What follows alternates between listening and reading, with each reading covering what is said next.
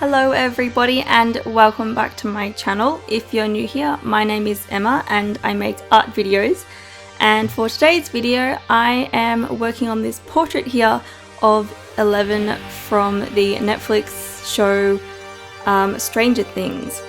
And I actually just finished watching it today. We watched the last 2 episodes and I really enjoyed the show. I am a little bit late watching it because it did come out a little while ago now. It was released before I went to America, and then when it first came out I was like, oh, we should watch it, but I think we were watching something else, and then you know, I didn't want to start watching it before we left because then we would have had to, like, you know, kind of stop watching it for a bit. So we're like, look, we'll watch it when we get back. So we finally got around to watching it. And yeah, it was really cool. I really liked the cinematography and kind of like the colouring of the entire show. And it wasn't too scary. I mean, it was kind of scary. I'm someone who doesn't like horror movies or shows, and especially alien type ones. I've always been really scared of alien themed things, so there were quite a few times watching this show where I was like covering my eyes,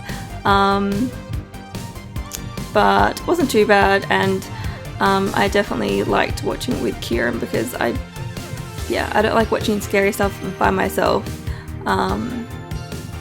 let alone like alien type stuff. So yeah, anyway, I really enjoyed it, and if you haven't already watched it yet, then you should, because it was really good.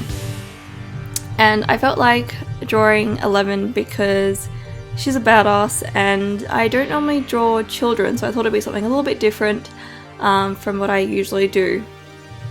And for this piece I'm using quite a few different mediums. So as you can see, I've done like the initial sketch and Eleven's face with just lead pencil, and then you can see here I'm using ink for the silhouette in the background.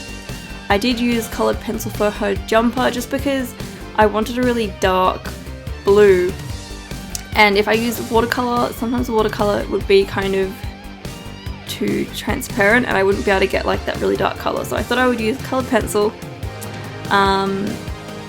And as you can see now, like 11, she looks quite kind of faded compared to the rest of the piece.